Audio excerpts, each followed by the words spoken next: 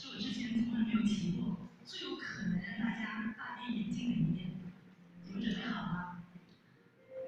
我有很多标签：参加游泳运动员、大陆第一百花奖最佳新人、全国自强模范。可是，如果要让我给自己一个标签的话，那一定就是爱美狂人。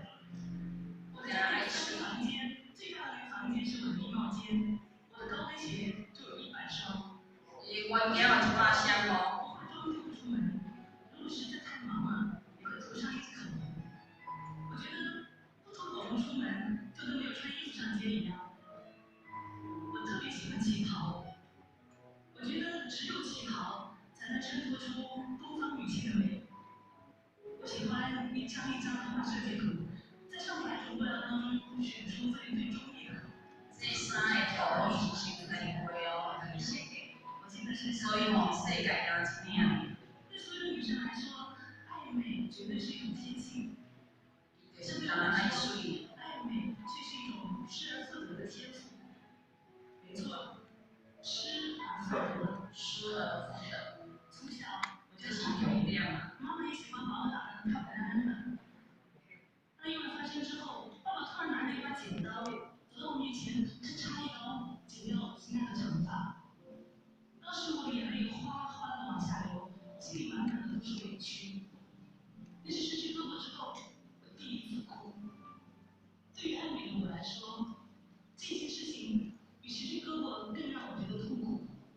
我想把被爸爸扔到地上的头发捡起来。当我蹲下去之后，我却不知道该怎么办。我要用什么来捡？那个时候，我真的深深地感受到了没有哥哥给我的无助。接下来的日子里面，我心爱的裙子被妈妈一件一件的扔掉了，甚至还不准我再穿短袖。当我吵着要穿我自己喜欢的衣服时，妈妈却说：“你都已经没胳膊了，穿什么都不漂亮，还瞎折腾什么？”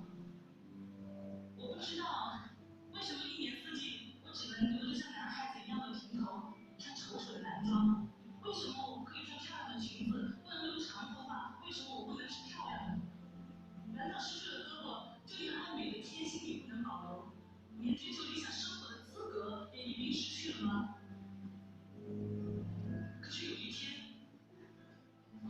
在我心里面照进了一束光。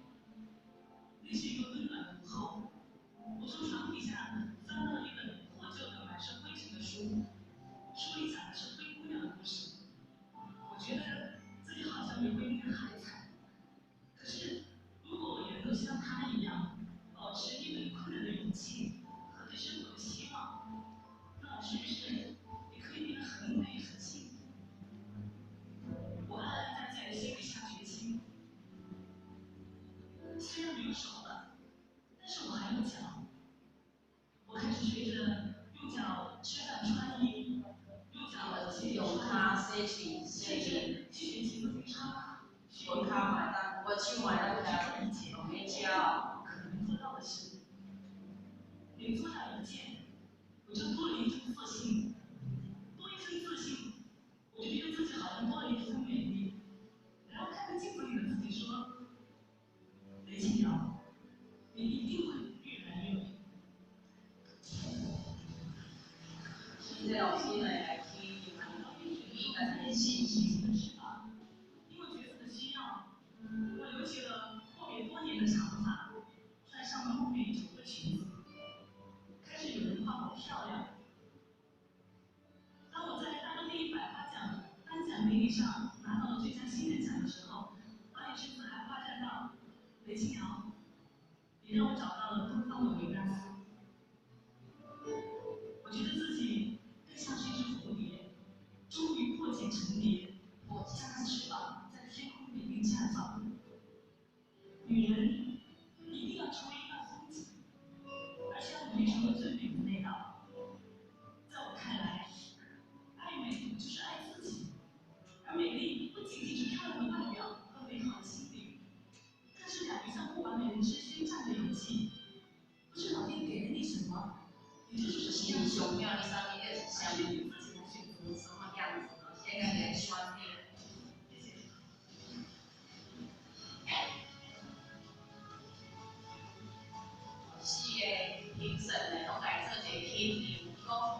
上天你上尾互你啥物样，啥物样是你家己去选择。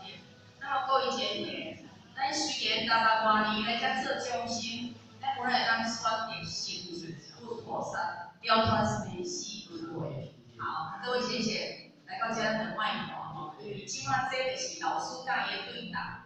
那么当然，这老师要来肯定呢，也就是肯定伊的信心，伊向伊的无好的环境调整，伊来成就了成就了伊一个这啊，灿烂的人生。各位姐妹，伊3岁的时阵，因为叫颠着，颠着了后呢，失去了双手，因为是出世就无手啊咧，伊是因为颠着。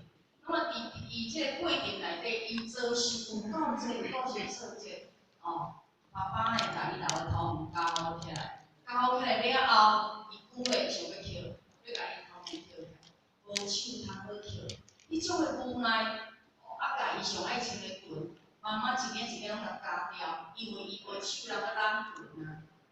伊毋是双手无双手，无手通拉裙咧，各位姐妹，伊是真正无手通拉裙。那么伫即个因缘内底，但是伊有一个信心，伊有一个目标。各位姐妹，咱拄则看了，咱刚才有啥物目标？昆德应该较知影啦，他有一个变美的权利。伊就是想要伊即个恶劣的环境内底，伊要安怎变较水？变美的权利而已，伊敢想要变水呢？但是各位姐妹，咱今日嘛有观念的，要对众生专一不妥善，咱哪有观念呢？权利机会每个人都平等，但是咱是毋是信心去突破？像这个雷清了，我也是放这个影片，我来看这个雷清了，各位姐妹伊足水，伊穿的旗袍，拢是家己画的，所以世界敢若一点，无迄个。